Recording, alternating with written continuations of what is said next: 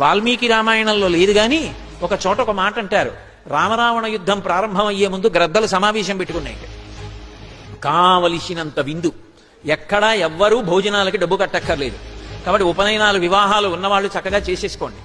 కానీ ఒక్కటి మాత్రం నియమం పెట్టుకుందాం, పళ్ళు ఊడిపోయినటువంటి గ్రద్దలు, ఓపికని గ్రద్దలు, హనుమ కొట్టిన వాళ్ళని తినండి. ఎందుకంటే అందులో ఇంకా ఎముకలు అవి ఏమి ఉండవు, గుజ్జుంటుంది. చక్కగా లేహ్యం తిన్నట్టుగా తీసుకుని తినేసేయచ్చు. కాస్త మధ్య వయస్కులైనటువంటి వాళ్ళు అంగదుడు, నలుడు, నీలుడు, జాంబవంతుడు ఇలాంటి వాళ్ళు కొట్టినటువంటి వాళ్ళని తినండి. చచ్చే వరకు కొడతారు, ఎముకలు గట్రా విరిగిపోయేటట్టుగా కొట్టి చంపుతారు. కాబట్టి మధ్య వయస్కులకి పెద్ద ఇబ్బంది ఉండదు, తినచ్చు. అందుకని వాళ్ళు తినండి.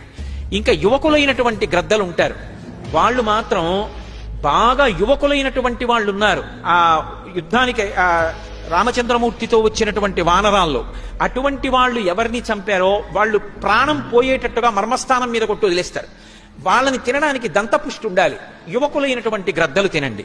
రాముడు చంపిన రాక్షసులు ఉంటారు, ఎవ్వరూ తినకండి.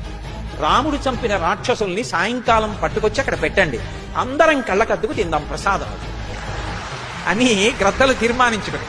అయితే ఒకటిది వాల్మీకి రామాయణం కాదు సుమండి, ఎవరో సంతోష ప్రకటనానికంటే రామరావణ యుద్ధంలో ఎవరెవరి యుద్ధశక్తి ఎలా ఉంటుందన్నదాన్ని ఆవిష్కరించడానికి చెప్పినటువంటి విశేషం అంతే.